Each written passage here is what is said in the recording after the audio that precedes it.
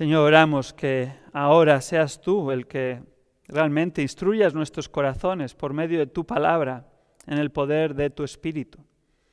Sabemos que esta obra solo es tuya, solo tú la puedes hacer. Señor, te rogamos que la hagas para gloria de tu nombre y edificación de tu iglesia. Esto oramos en el nombre de Jesús.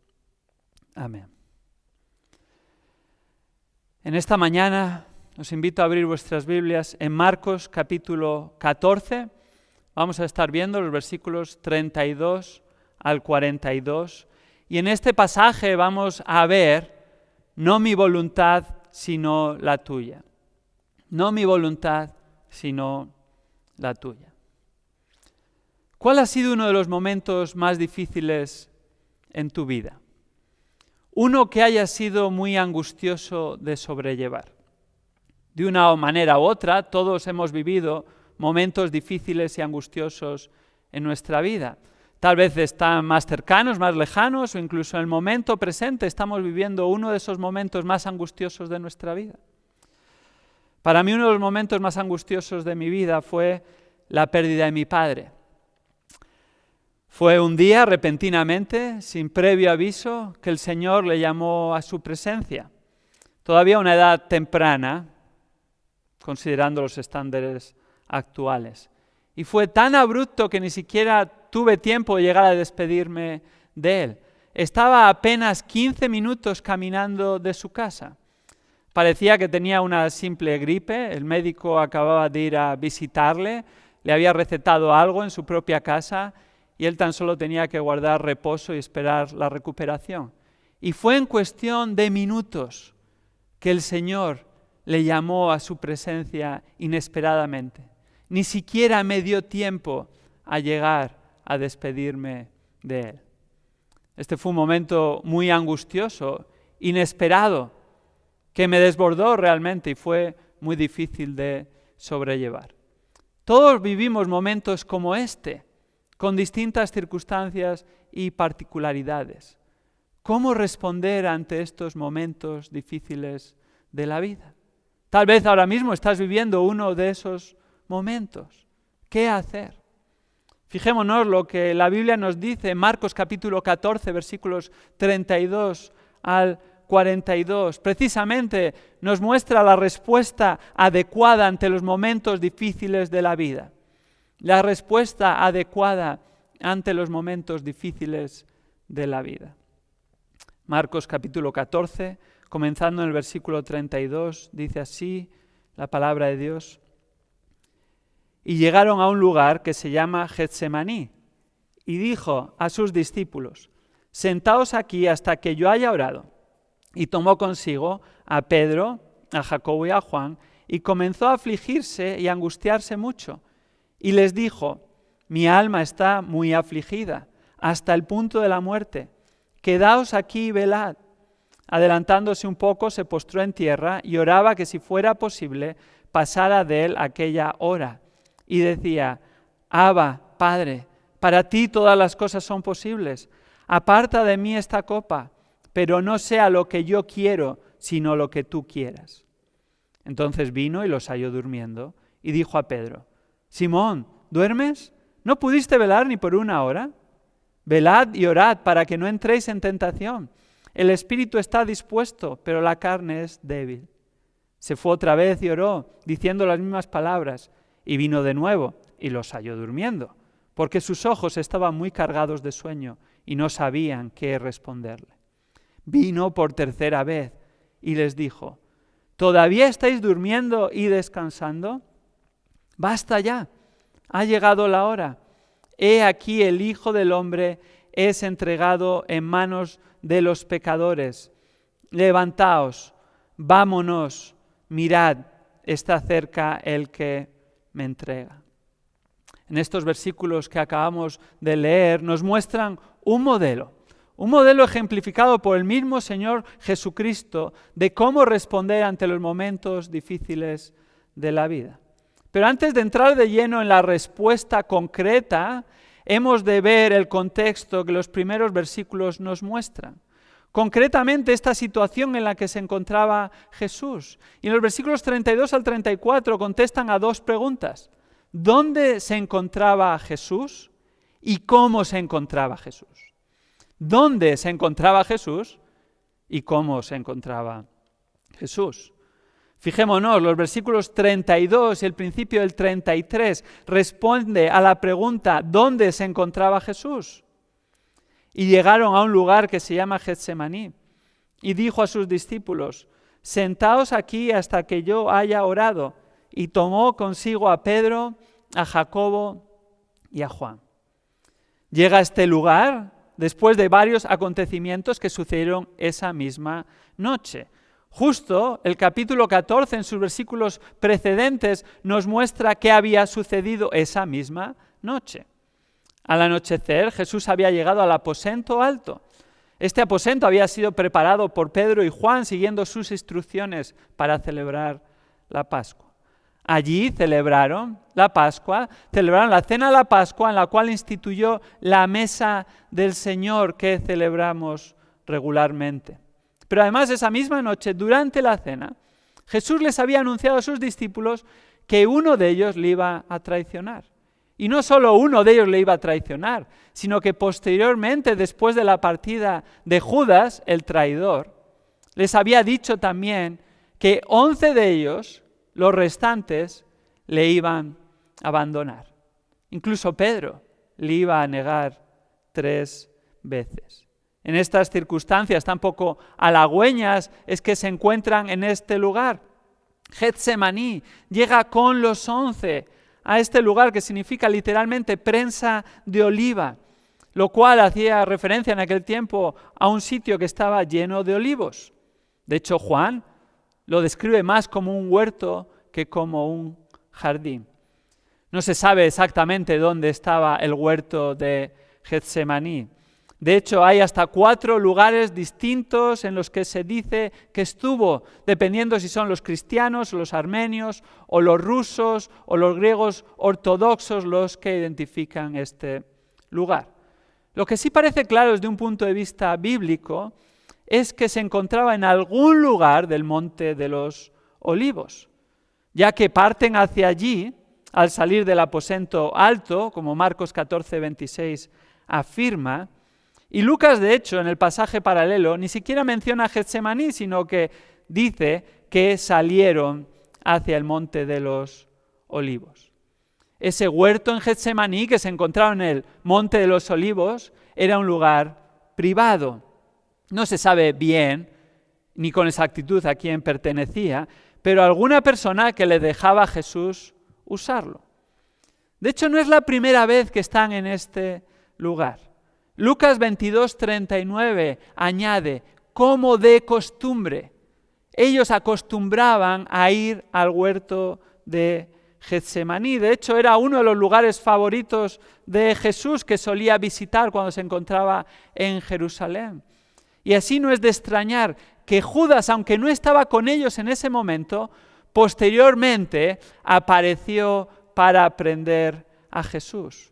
Juan 18:2 dice, porque Jesús se había reunido allí a menudo con sus discípulos. No era un lugar extraño para nadie. Jesús fue a Getsemaní, allí se encontraba junto con los 11 y había ido a orar. ¿Cómo se encontraba Jesús? El pasaje, según continúa en la segunda parte del versículo 33 y versículo 34, nos muestra cómo se encontraba, cómo se sentía Jesús en esta situación.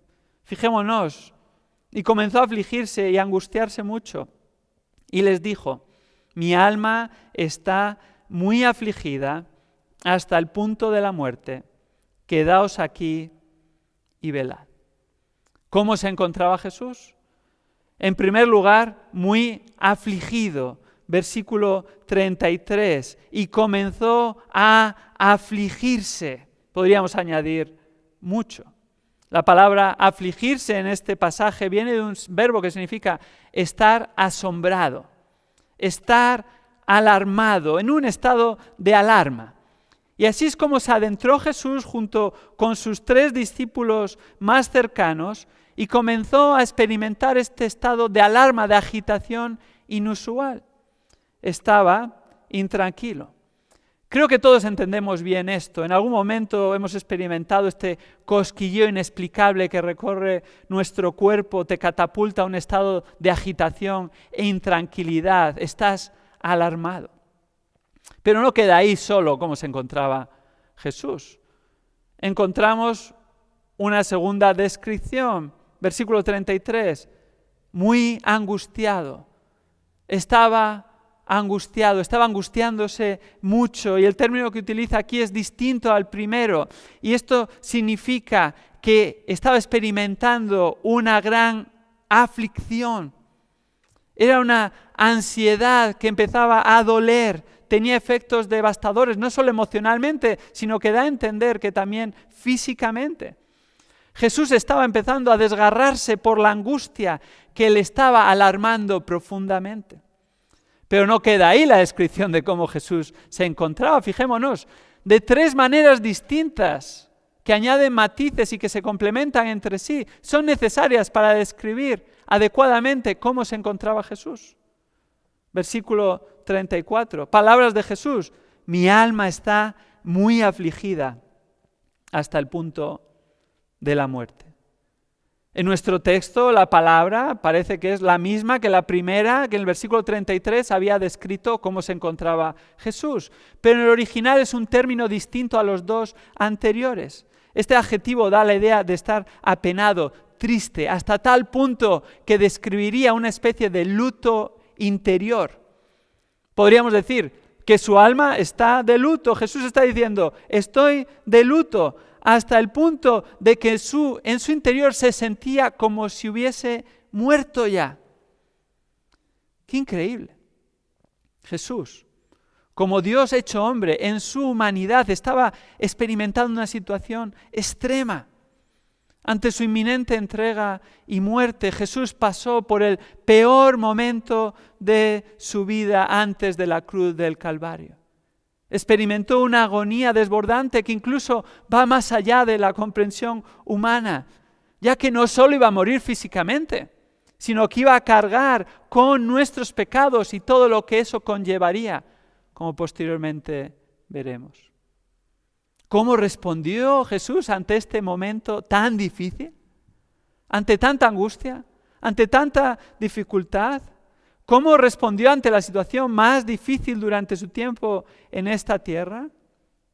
Su respuesta nos deja el modelo, el ejemplo de cómo hemos de responder ante los momentos difíciles de la vida. En primer lugar, hemos de responder con oración incesante a Dios. Oración incesante a Dios. Y esto lo vamos a ver en el versículo 32, versículo 35 y los versículos 37 al 41. Jesús se enfrentó en oración incesante este momento de angustia. Primero observamos que fue al huerto de Getsemaní a orar. Versículo 32. Y dijo a sus discípulos: sentaos aquí hasta que yo haya orado. Jesús no solo oró en el peor momento de su vida, sino que la oración era lo que le caracterizaba. Vemos algunos ejemplos en las Escrituras al respecto, y esto es solo descriptivo, no son todos los momentos que encontramos a Jesús orando. Fijémonos, al principio de su ministerio, después de haber llamado a las personas a arrepentirse y creer en el Evangelio porque el reino de los cielos se había acercado, tras enseñar en la sinagoga de Capernaum, después de sus primeros milagros, sanando a la suegra de Pedro y a multitudes, Marcos 1:35 afirma que bien temprano, a la mañana siguiente, cuando todavía estaba oscuro, salió y se fue a un lugar solitario y allí oraba. Tras la alimentación de los 5,000, relato muy conocido, y antes de que anduviese sobre las aguas, en Marcos 6:46, después de despedir a las multitudes y enviar a los discípulos delante de él a Betsaida, dice Marcos 6:46, se fue al monte a orar. En Lucas 6:12, antes de escoger a los 12 apóstoles, dice que en esos días él se fue al monte a orar y pasó toda la noche en oración a Dios. En Lucas 11:1, tras la visita a Marta y María, dice, estando Jesús orando en cierto lugar. Y estos son solo algunos de los versículos que muestran la vida de oración de Jesús. La oración era vital para él. Y cuando llegó este momento clave de angustia, de sufrimiento tan difícil, siguió haciendo la oración prioritaria, oró incesantemente. No solo su vida estaba caracterizada por la oración, sino que él oró. Fijémonos, versículo 35. Adelantándose un poco, se postró en tierra y oraba. Jesús se adelanta un poco. Recordemos, Jesús había dejado a 8 de sus discípulos a las puertas del huerto y ahora se separa un poco de los 3 que había llamado a acompañarle en ese momento, Pedro, Jacobo y Juan. Lucas en el pasaje paralelo nos dice que les dejó a tiro de piedra, cerca pero suficientemente apartados para tener privacidad en la oración. Y una vez que se adelanta un poco, el texto nos dice que se postró en tierra, versículo 35. Esto no hace referencia a la mejor posición para orar. En la Biblia encontramos personas orando en distintas posiciones, de pie, sentados, postrados, arrodillados, tumbados. No hay una única posición para la oración, ni mucho menos una más piadosa que otras. En realidad lo que dice aquí el pasaje es que Jesús literalmente cayó al suelo. Y el resto de sinópticos, cuando armonizamos este relato, nos muestran la misma realidad, aportando descripciones vívidas. Mateo 26:39 dice que cayó sobre su rostro. Lucas 22:41 afirma arrodillándose. En realidad fue un proceso, por el verbo que utiliza, fue cayendo gradualmente de una posición erguida a estar de rodillas, a postrarse finalmente y estar completamente sobre su rostro. Ya no podía más. Su dolor interno era ya insostenible, ni siquiera para tenerse de pie. Se derrumbó literalmente. Hebreos 5:7 añade dramatismo a esta realidad y dice que su oración fue con gran clamor y lágrimas. ¡Qué situación tan difícil! Aún así, en esta situación tan extrema, allí oraba, nos dice el pasaje. Y el verbo que utiliza aquí para describir la oración no denota principalmente intercesión ni petición, aunque luego veremos que derivó en una petición al Padre, una petición específica, sino que este verbo inicialmente describe la búsqueda consciente del alma de Dios y el deseo de Él, que anhela por medio de la oración un momento de intimidad con Dios. Es disfrutar de esa comunión cercana, significativa. Cristo, Dios hecho hombre, en su humanidad necesitaba esta comunión, esta cercanía de su Padre Dios en el momento de mayor debilidad. Como un hijo que encuentra refugio, encuentra consuelo, protección en los brazos de su Padre. Así, Dios Hijo, Dios hecho hombre, acudió a Dios Padre en oración para esa ayuda oportuna. La forma en la que lo expresa nos muestra que no fue puntual, que no fue una única oración, sino repetida y continua. De hecho, el mismo contexto en los versículos a continuación, vemos que se dedicó a la oración durante 3 periodos, versículo 37, 39, 41. Y por la manera que lo describe, aparentemente, no solo el primer periodo de oración fue de 1 hora, sino que los posteriores seguramente fueron igualmente de 1 hora o de un largo periodo de tiempo. Jesús pasó este tiempo orando continuamente, oración incesante. En palabras de Robert Murray McCheyne, pastor escocés del siglo XIX, cuya biografía tuvo gran influencia duradera sobre el mundo cristiano en todo el mundo, aún a día de hoy, pero sobre todo que se le recuerda por ser un hombre piadoso y de oración, quien, por cierto, murió a los 29 años por una epidemia de tifo. Este hombre, Robert Murray McCheyne, dijo: lo que un hombre es de rodillas ante Dios, eso es él y nada más. Así es. Así es. Nuestra vida de oración define quiénes somos. Cuando nos quedamos a solas delante de Dios Padre, eso es lo que define quiénes somos. No somos lo que otros ven, no somos lo que podemos aparentar, no somos lo que se ve en público, sino lo que somos en privado y especialmente a solas con Dios.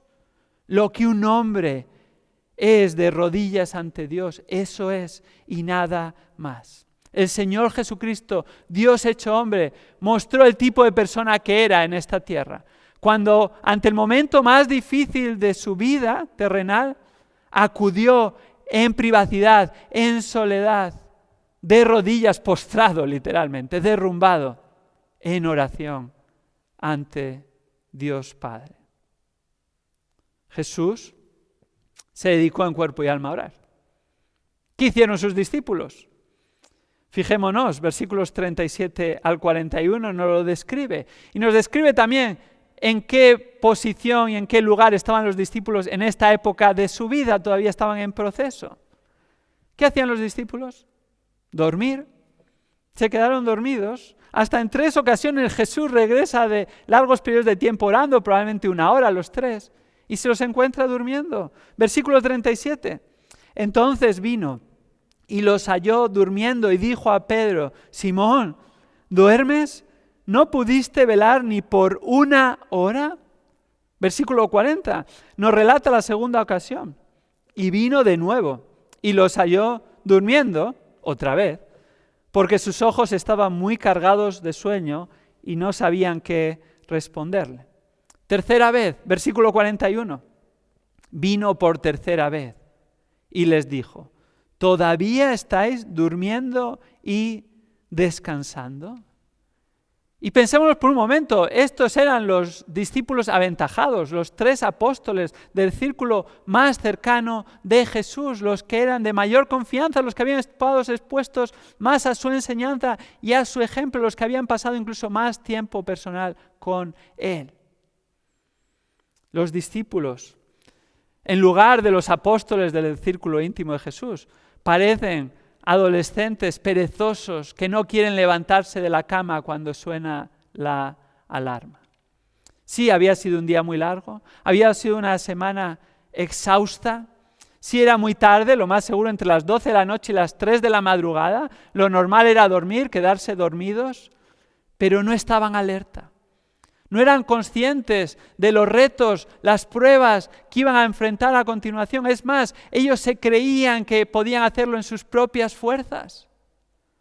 Jesús, Dios hecho hombre, vio su debilidad en su humanidad y acudió en oración incesante a Dios Padre. Y en contraste, los discípulos, justo en los versículos precedentes, cuando Jesús les advierte que todos le van a abandonar, ¿qué hacen? No, nosotros no te abandonaremos. Estaban confiando en sí mismos y ahora de nuevo en el huerto de Getsemaní están mostrando su equivocada confianza en sí mismos. Necesitaban estar orando en oración incesante a Dios ante los momentos tan complicados que iban a avecinarse, que Jesús les había anticipado. Tenían que haber estado orando. Esa es la conclusión lógica. Todos lo entendemos, pero es que Jesús se lo dijo explícitamente. Versículo 38. Velad y orad para que no entréis en tentación. El espíritu está dispuesto, pero la carne es débil. Jesús les llama a estar alerta con el propósito de la oración, pero ellos en cambio estaban con la guardia bajada y en lugar de orar, dormían inconscientemente. Debían de estar velando, orando, porque iban a enfrentar una gran prueba, una gran tentación, en la cual todos fallarían estrepitosamente y ni siquiera estaban orando. Cuando llegan los momentos más difíciles, más angustiosos, ante nuestra debilidad, no hemos de confiar en nosotros mismos. Hemos de acudir incesantemente a Dios en oración. Ahora hay esperanza. Los discípulos respondieron distinto en el futuro. Aprendieron la lección. Los discípulos de Jesús, que en este primer momento durmieron, más tarde les encontramos orando. En otro momento angustioso, en Hechos 1, después de que Jesús había muerto, había resucitado, Jesús asciende a los cielos. 2 ángeles del cielo les dicen que de igual manera que le habían visto irse, Él iba a regresar. ¡Qué momento tan difícil! Por segunda vez los discípulos pierden a su Señor.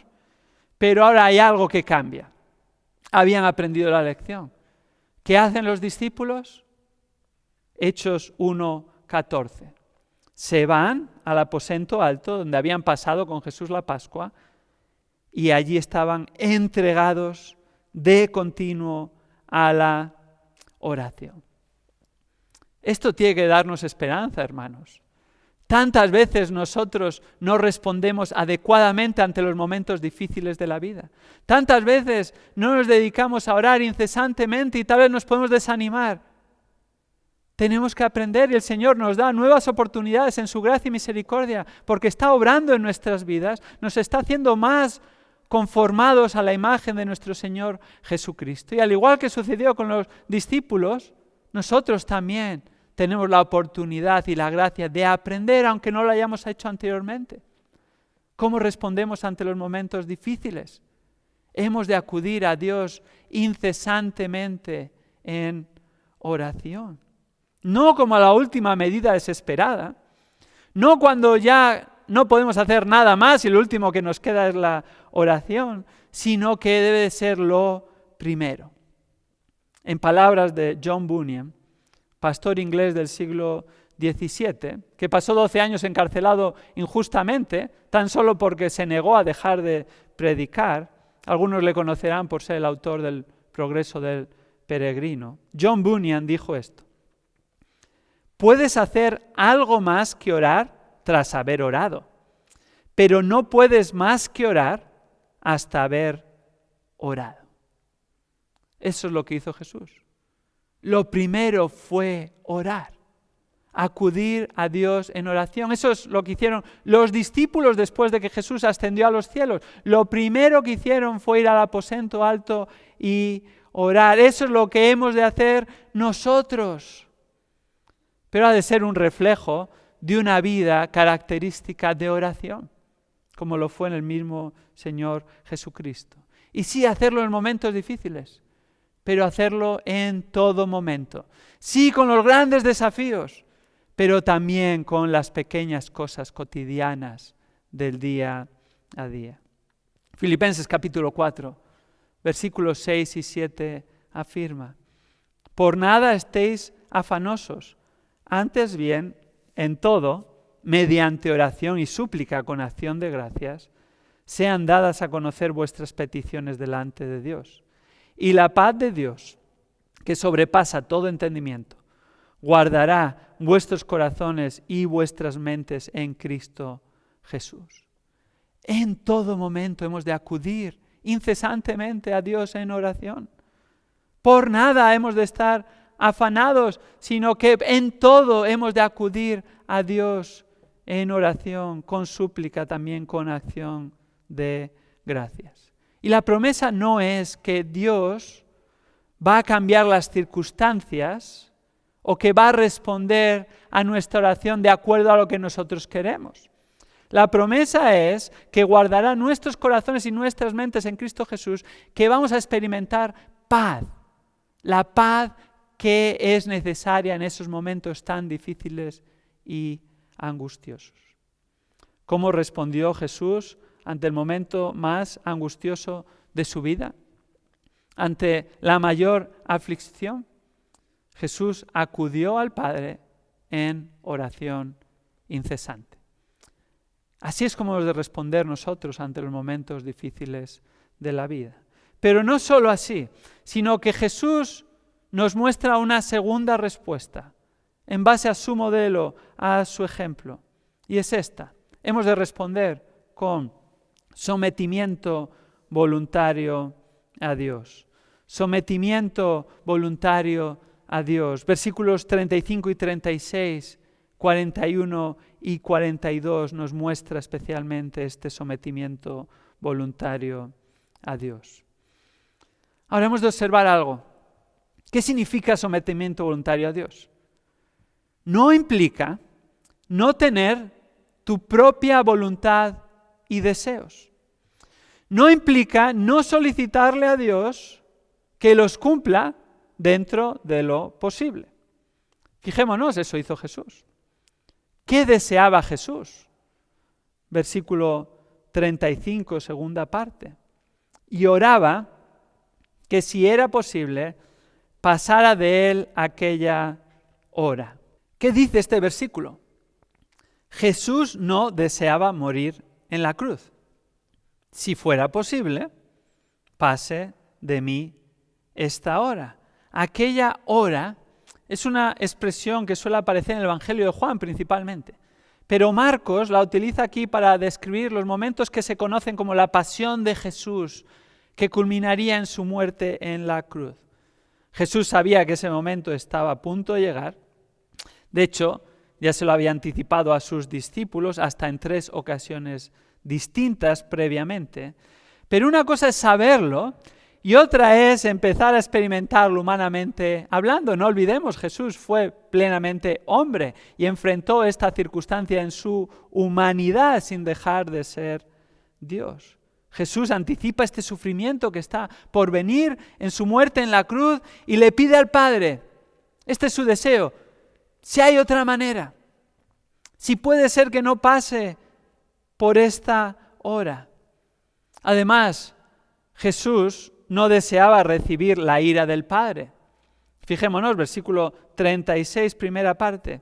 Y decía, Abba, Padre, para ti todas las cosas son posibles, aparta de mí esta copa. Jesús se dirige a Dios, Padre, y le dice, Abba, Padre. Esta expresión solo aparece aquí en los Evangelios y solo otras 2 veces en todo el Nuevo Testamento, en Romanos y Gálatas. Se dirige a Dios como su Padre de manera bilingüe, es una mezcla de arameo y griego. Un término que se utilizaba en la intimidad familiar. Realmente está teniendo una cercanía inusitada y se dirige a él con esta cercanía para mostrar esta petición, conociendo perfectamente los atributos de su Padre. Para ti todas las cosas son posibles. Conocía que Dios Padre podía quitar en cualquier momento esa hora del Hijo.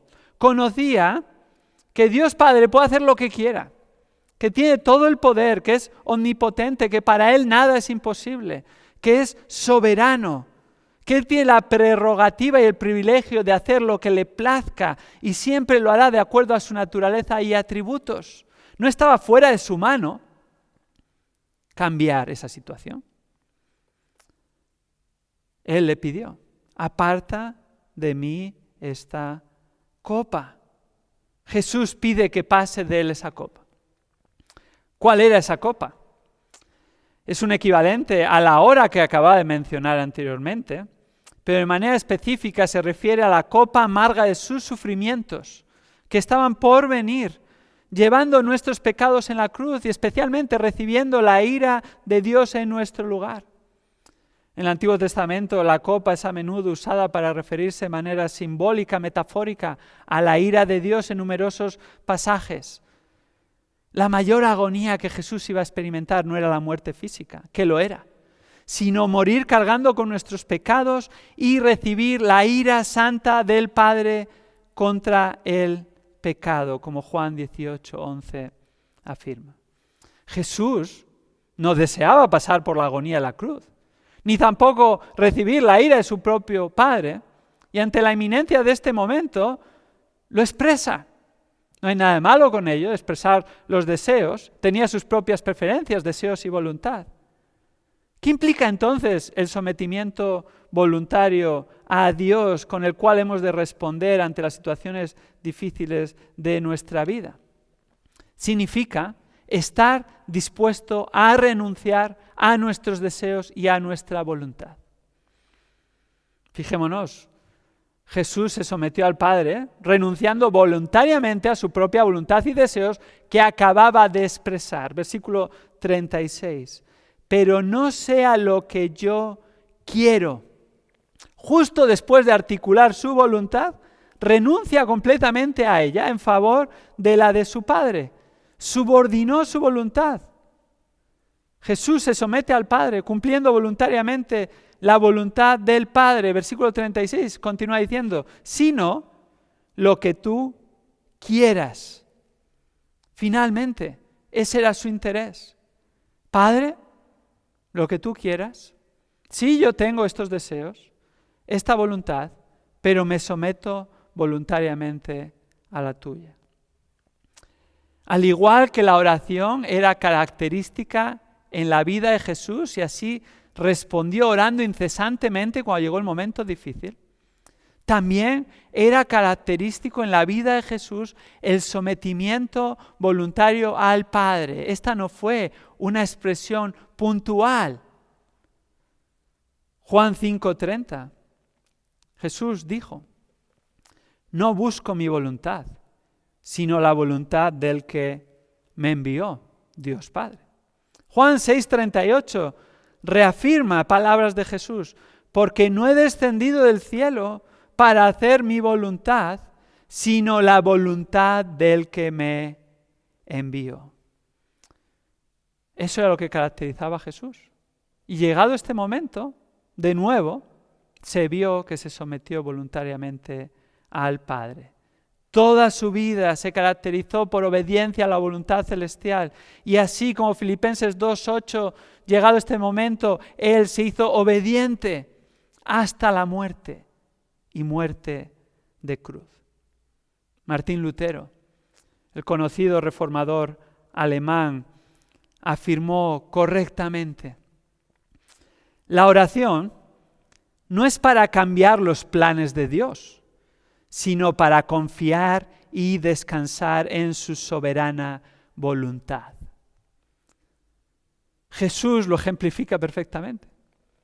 Sí, Jesús acudió a Dios incesantemente, sí expresó su voluntad, pero no era para cambiar la voluntad de Dios Padre, sino para someter la suya voluntariamente y descansar en la soberana voluntad y plan celestial. De esta manera, se sometió con sus palabras, pero no solo con sus palabras, sino con sus hechos, fue proactivo. Fijémonos cómo concluye esta sección, versículos 41 y 42. ¿Qué dice Jesús? Basta ya, ha llegado la hora, justo la que había orado, si fuera posible, pasase de él esa hora. He aquí, el Hijo del Hombre es entregado en manos de los pecadores. Levantaos, vámonos, mirad, está cerca el que me entrega. Había llegado el momento de cumplir la voluntad del Padre. Jesús no solo verbalizó, sino que también ejecutó la voluntad de su Padre Celestial. Y de esa manera reconoció que había llegado el momento y Él se encaminó hacia aquellos que iban a aprenderle. Jesús ni siquiera esperó pasivamente, sino que les dijo a sus discípulos, levantaos, vámonos, mirad, está cerca el que me entrega. Jesús, tras haberse encomendado al que era capaz de salvarle la muerte, si era su voluntad, y en su caso también de resucitarle, como fue el caso, estaba listo para cumplir fielmente la voluntad y el plan celestial. ¿Cómo respondió Jesús ante su hora más oscura? Tenía deseos, pero los sometió. Hay momentos terribles en la vida, momentos que agonizamos y tenemos deseos, tenemos aspiraciones, tenemos planes, tenemos voluntad. Y está bien, vengamos a Dios, oremos, verbalicémoslo, dejémoslos en sus manos, pero finalmente sometámoslo a su plan celestial. Jonathan Edwards, el gran teólogo, pastor, misionero americano del siglo XVIII, pasó por varios de estos momentos terribles en su vida. En el plano personal, perdió a una de sus hijas prematuramente, todavía en su juventud. Otra de sus hijas perdió a su marido a los pocos años de casarse y él mismo murió tempranamente después de ser inoculado por un virus de viruela. No solo sufrió en el plano personal, también en el plano ministerial. Después de pastorear durante 23 años la iglesia en Northampton, en Nueva Inglaterra, le echaron de la iglesia. Y así el hombre que la gran mayoría considera que Dios utilizó para comenzar el gran avivamiento americano, con una de sus grandes predicaciones famosas, pecadores en manos de un Dios airado, acabó exiliado injustamente a una tribu de indios de apenas 250 personas. ¡Qué terrible! Hay momentos incomprensibles, horas oscuras. ¿Cómo vamos a responder ante ellos? Hemos de responder como el mismo Señor Jesucristo hizo ante su hora más oscura, sometiendo voluntariamente nuestra voluntad, confiando en la soberanía de Dios, confiando en la sabiduría de Dios y descansando en que su propósito perfecto se va a cumplir y Dios va a usar aún lo peor y lo inimaginable para bien, para cumplir sus propósitos. Ahora hemos de someter nuestra voluntad a la voluntad de Dios. Y tal vez nos estamos preguntando, ¿cuál es la voluntad de Dios a la que he de someterme? Bueno, de manera general, hemos de someternos, en primer lugar, a la voluntad revelada de Dios en sus Escrituras, en su palabra. Sí, nosotros tenemos deseos, planes, preferencias, nuestra manera de vivir, pero ¿qué dice Dios? ¿Están estos en consonancia con su voluntad, con aquello que nos ha revelado en su palabra? ¿Conocemos su voluntad? Aquí está la voluntad revelada de Dios. Para someternos voluntariamente a ella hemos de confiar en lo que Dios dice en su palabra, aunque no sepamos el resultado final. Hemos de renunciar a lo que no agrada a Dios.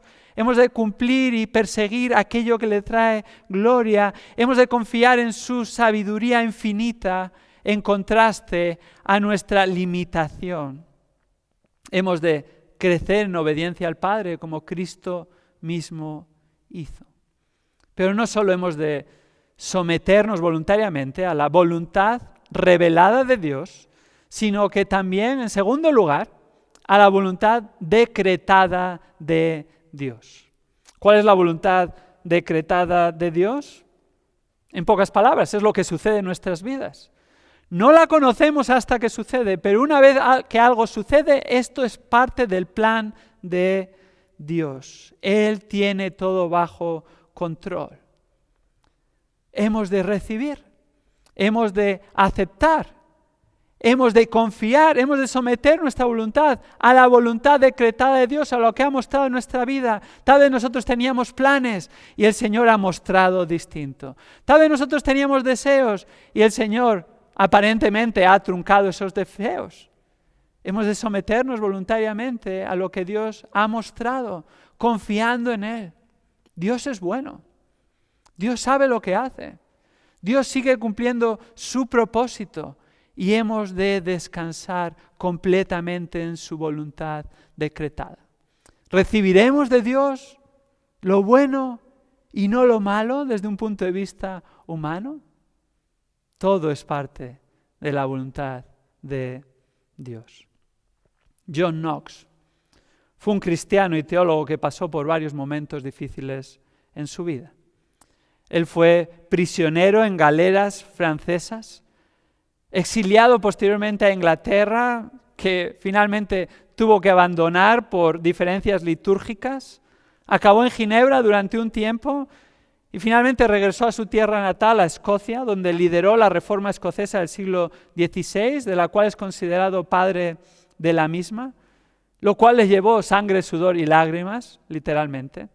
Y John Knox afirmó en una ocasión: un hombre con Dios siempre está con la mayoría. Un hombre con Dios siempre está con la mayoría. ¿Con quién vas a estar tú en los momentos difíciles? ¿Con quién vas a estar tú siempre? Estemos con Dios. Acudamos a Dios en oración. Sometámonos voluntariamente a la voluntad de Dios, aun cuando seamos los únicos, aun cuando nadie más lo entienda, aun cuando nadie más esté dispuesto a hacerlo, porque con Dios somos mayoría. En palabras de la misma Escritura, si Dios es por nosotros, ¿quién contra nosotros? ¿Con quién vas a estar? ¿A quién vas a acudir en los momentos difíciles de la vida? ¿Vas a confiar en ti? ¿Vas a acudir y depender de otros coetáneos, por muy poderosos o sabios que sean? ¿Vas a perseguir tus propios planes o vas a esperar que otras personas resuelvan tu situación? ¿O tal vez tan solo dejar pasar el tiempo para ver si las aguas vuelven a su cauce? Hermanos, acudamos a Dios. Vengamos a Él incesantemente en oración y sometamos voluntariamente nuestra voluntad a Él. Y así como el Señor Jesucristo hizo, digamos: no mi voluntad, sino la tuya. Porque la tuya es mejor, y la tuya es la sabia, y la tuya es la que finalmente se va a cumplir. Y en esto descansamos y esperamos en los momentos difíciles. Vamos a orar.